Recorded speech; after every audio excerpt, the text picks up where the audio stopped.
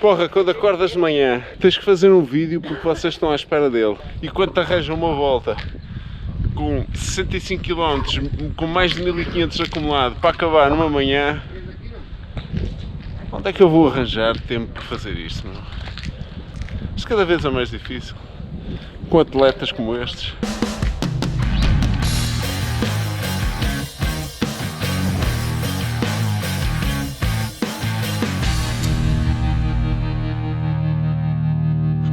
Aproveitamos para vir fazer a Rota dos Tronos aqui em Valongo. Epá, é direto ao assunto, vou-vos dar 5 dicas, já que o tempo está a começar a ficar bom e de certeza que estão aí a surgir os bike trips. Epá, vou-vos dar 5 dicas, pelo menos para vocês tentarem ter uma viagem como eu tive o ano passado. Foi a linha azul, se quiserem ver o link. Se é a primeira ou não for um pesadelo e tornar-se um sonho. Por isso, vamos lá, isto hoje tem que ser sempre a dar. Por isso, hoje já há pouca conversa. É sempre a andar.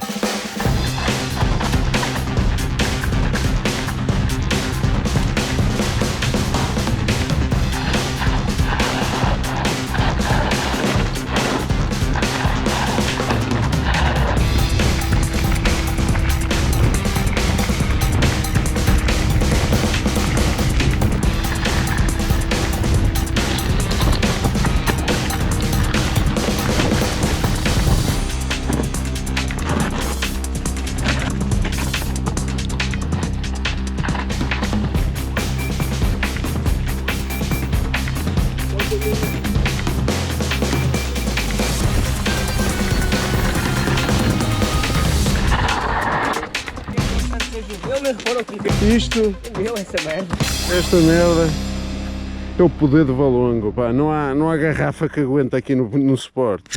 Primeira dica, para teres uma boa bike trip ou uma bike trip que seja agradável, não é por ordem, mas primeiro é mesmo a companhia. É importante que tu vás com pessoas que tenham sobretudo espírito de equipa e que estejam preparados para o que possa acontecer. Pode acontecer muita coisa, desde problemas físicos, problemas mecânicos, quedas. Têm que estar cientes que são uma equipa e que têm um objetivo em comum. Aconselho sempre a levarem ou os vossos melhores amigos ou as pessoas com quem vocês se dão bem, porque possivelmente em algumas situações, em alguns alojamentos, pá, se calhar até vão precisar dormir juntos. E depois, 5 ou 6 elementos no máximo, porque se forem mais, esquece. Começa a ser muito atraso, começa a uns a esperar pelos outros, depois um quer parar, o outro quer andar e depois, opa, é meio caminho andado para se chatearem. Pá, no máximo 5 ou 6 elementos e não vale a pena irem com uma excursão atrás, porque senão vai ser complicado.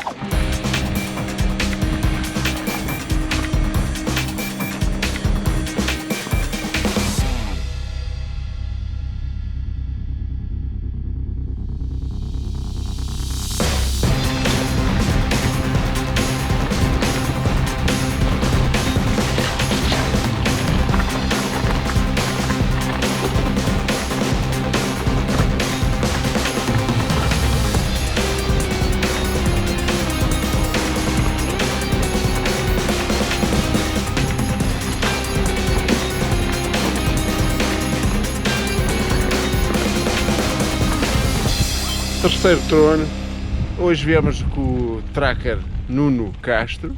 Ele hoje decidiu dar cabo do vlogger, ou pôr a teste do vlogger e o fiel escudeiro cunhado, porque em 15 km já temos quase 700 acumulado. Segunda dica, é engraçado que quando a gente decide fazer, está um vento que isto deve estar o fim do mundo para vocês ouvirem qualquer coisa. Já que a gente vinha a falar de bike trips, há sempre histórias a surgir quando a gente vai em caminho e fala de bike trips, porque realmente as bike trips são umas fábricas de histórias e memórias. Por isso dou-vos a segunda dica, que tem a ver com a condição física.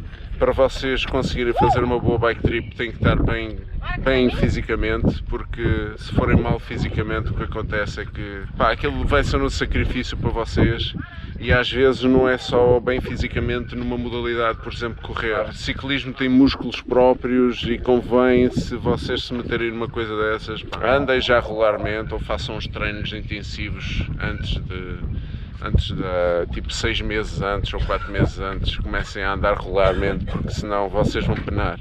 Porque a condição física é meio caminho andado para vocês fazerem um passeio ou caminharem no sacrifício. E aí deixa de ser bike trip. Agora vamos continuar, vamos deixar aqui a malta tirar fotos. Temos aqui uma foto, cunhado. Mas o cunhado quer uma foto e seguimos caminho, porque ainda nos faltam para aí 40 ou 50 km. Bora lá.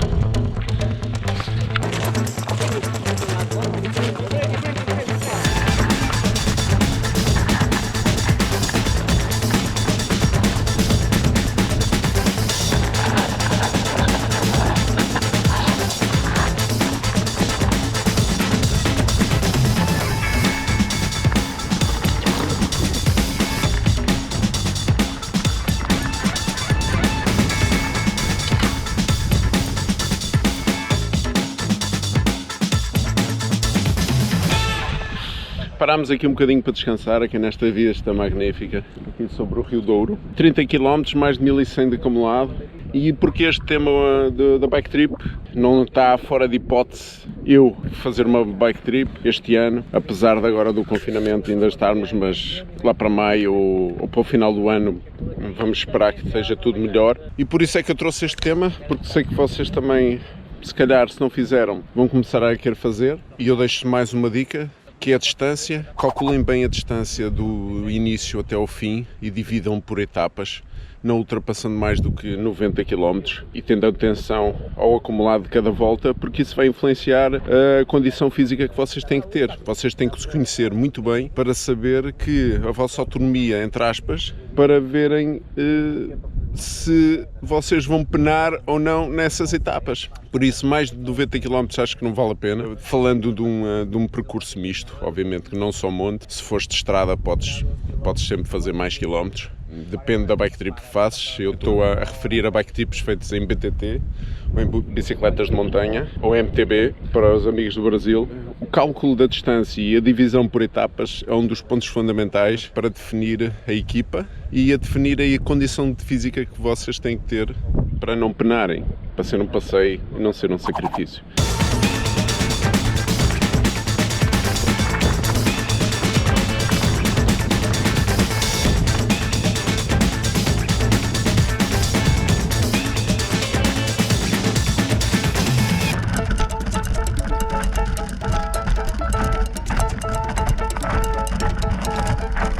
Ora bem, 45 km, 1400.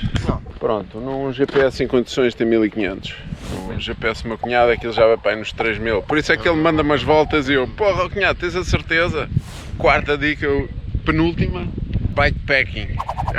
É das coisas mais difíceis de fazer quando vocês vão para uma bike trip, porque vocês vão ter que reduzir ao máximo a carga que levam em cima da bicicleta ou em cima de vocês. Eu geralmente ando, nas últimas duas que eu fiz, ando com uma mochila de 40 litros, estou a pensar reduzir aquilo. Também não é fácil porque eu também não gosto muito de levar muita carga em cima da bicicleta, tipo aqueles sacos. Tento levar o máximo possível, ou o essencial, dentro dessa mochila, que eu ando a estudar a ver se consigo reduzir isso, que é para me poupar um bocado nas costas e me poupar um bocado do físico. Bikepacking estava direito a um episódio só disso, mas aqui como dica é levar o essencial e nunca levar o excedente, porque já me aconteceu ir em grupos que na primeira etapa ou no primeiro alojamento que ficámos, no dia a seguir estavam a despachar as coisas para o CTT. Vamos lá continuar agora até casa, faltam mais ou menos 20 km, estouradinhos, olha. Olha lá.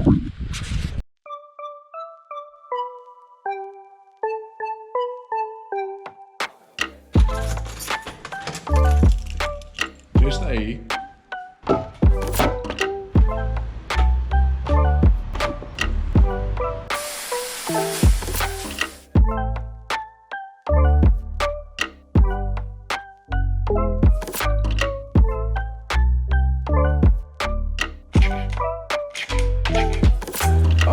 Queres com óculos?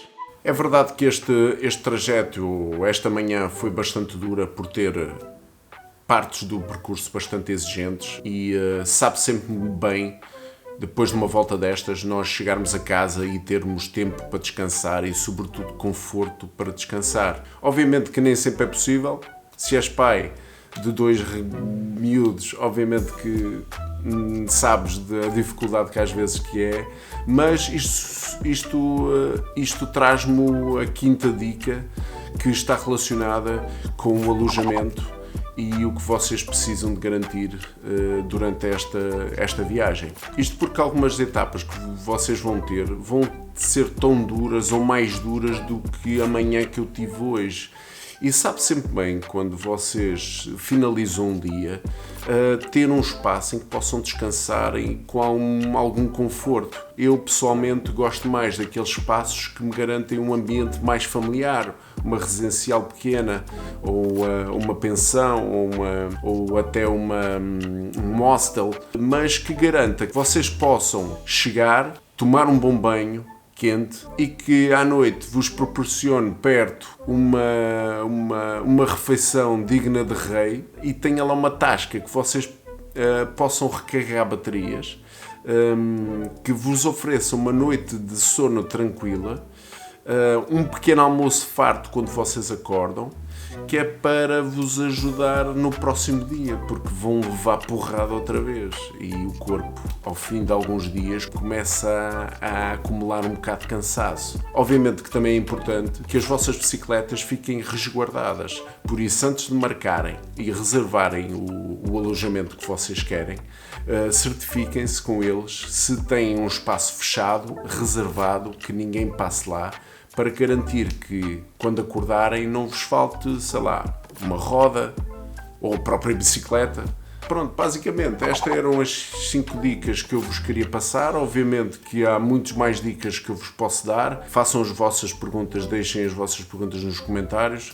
Por isso, já sabes, se gostares, faz like, subscreve, morraça naquele sino para seres o primeiro a ter acesso a este conteúdo. Deixa o teu comentário. Malta experiente, deixa percursos para fazerem bike trip, número de dias e deixem sugestões, porque eu ainda não tenho, gostava de ir este ano, mas ainda não tenho assim um destino. Tenho algumas ideias, mas vocês podem ajudar nessa tarefa. Por isso ficamos por aqui. Acho que o vídeo já está a ficar bastante longo. Boas pedaladas.